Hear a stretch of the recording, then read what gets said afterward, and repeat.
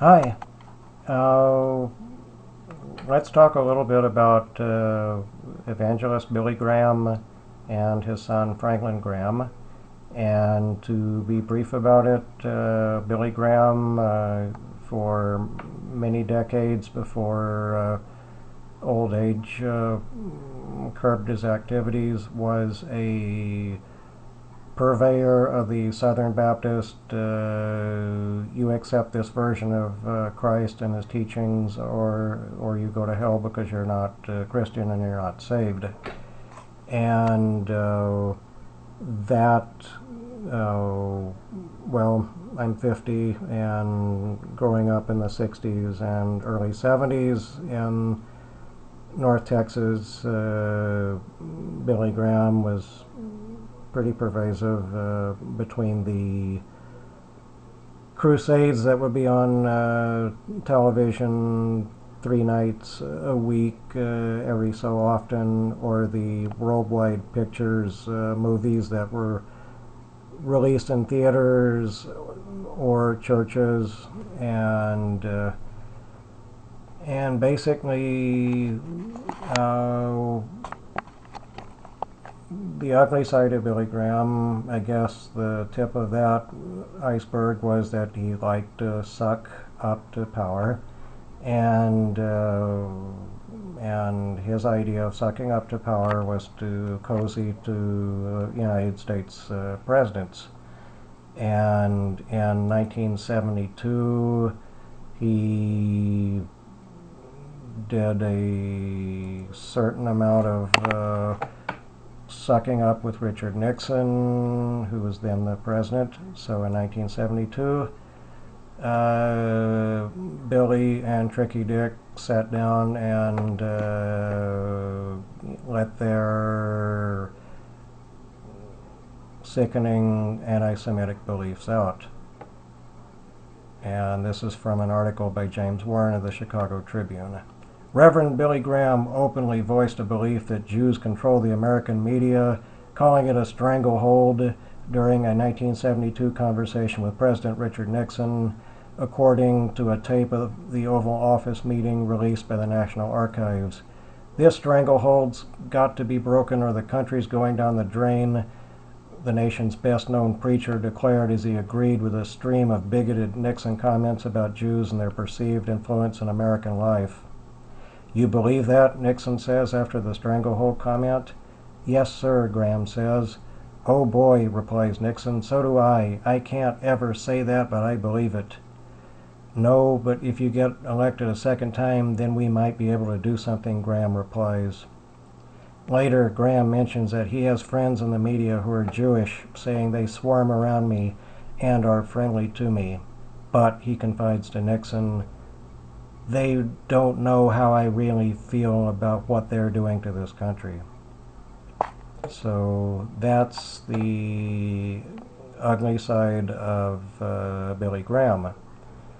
And now let's proceed to Billy's son Franklin Graham, the also stern, hidebound minister who years ago, when he went to the funeral for the high school kids killed at Columbine, Franklin had the lack of grace to just treat it like another evangelistic whistle stop.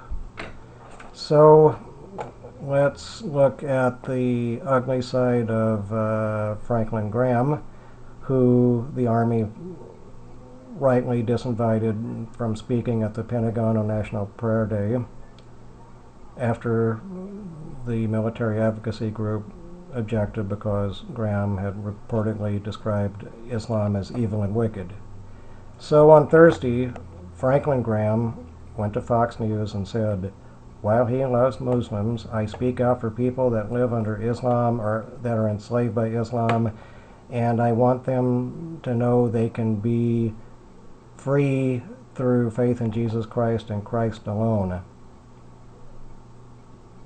So I think we can kind of see that the poisoned acorn didn't fall too far, actually, from the poisoned acorn tree. So, the saddest thing is, of course, that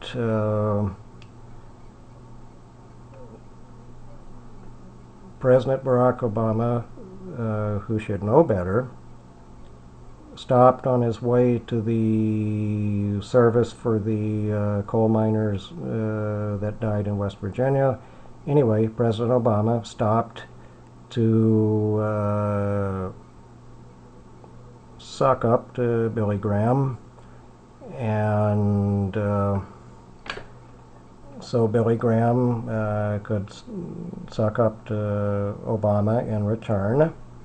And no doubt part of this was engineered to get Franklin Graham's ugly remarks off the front pages of newspapers. And given the way that the mainstream media is, Billy Graham was still treated as if he were somebody with a giant halo, just like he's been since the coming to power in the 1940s. To me, it's just sad that people that believe or want to believe in God or Christ or Christianity, that the representatives or those who pretend to be representatives of the faith that they believe in turn out to be people that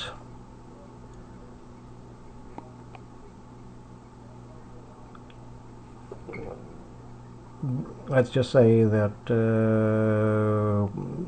really break the speed of sound in terms of the horribly ugly prejudices they embody, and in some respects they tend to reinforce that ugliness in the people who believe in them. But, and this is my opinion, I think what good Christians should consider doing is write their checks and just put that money to use in their churches in their own hometowns and cities, and